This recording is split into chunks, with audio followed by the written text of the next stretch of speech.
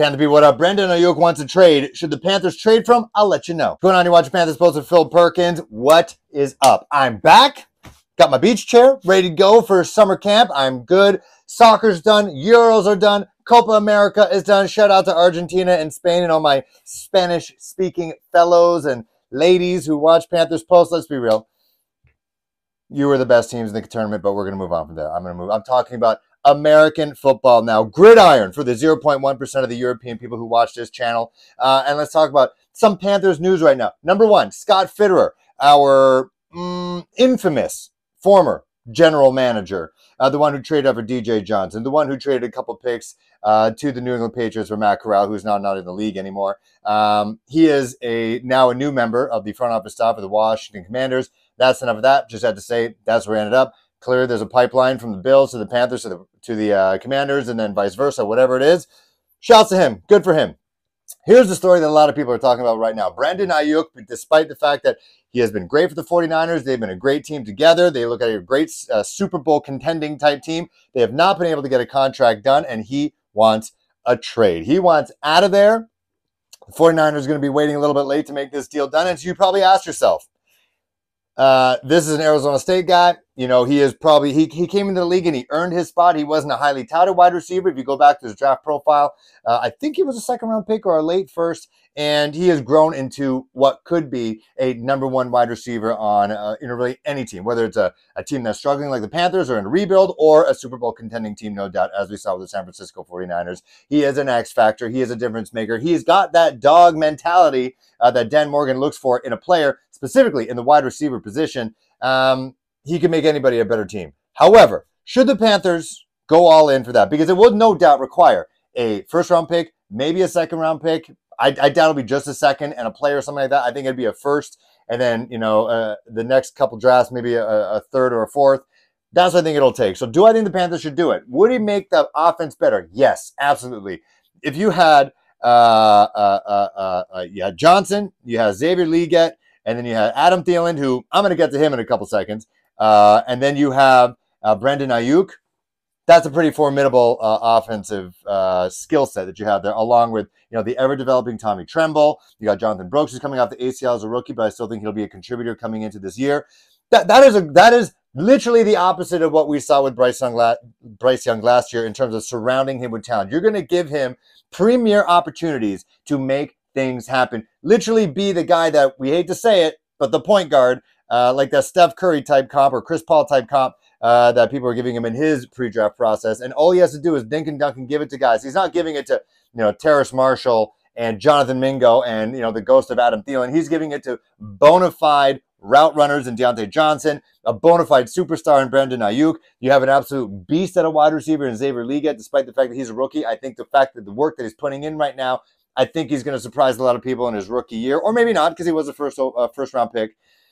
I think it makes sense. It makes sense on paper to do it. However, in terms of the big picture of this team, this is not a team that is going to be contending for Super Bowls. Maybe, if luck favors the Panthers, contend for the NFC South, and thus maybe a wild card spot, a playoff spot of some kind.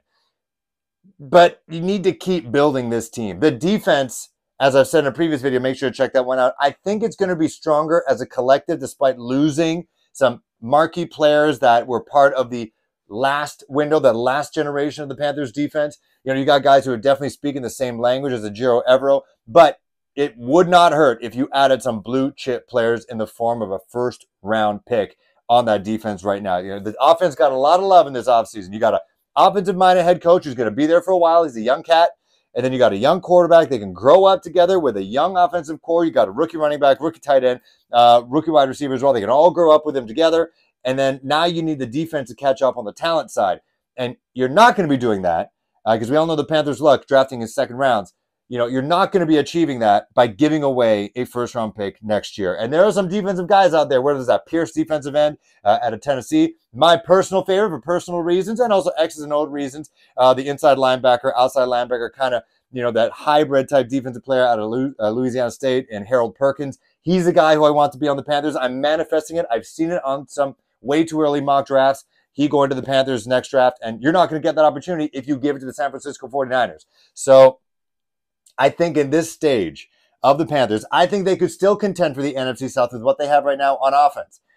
And then on defense, I think they can make things work. I think, as I said before in previous videos, check that one out. As a whole, they will be better. But to continue the building blocks, the growth of the defensive side, which, got to admit, in terms of blue chip players, I'm not talking about X's and O's guys that work with the Joe Everett. I'm talking about blue chip superstars that just separate themselves. Doesn't matter the system.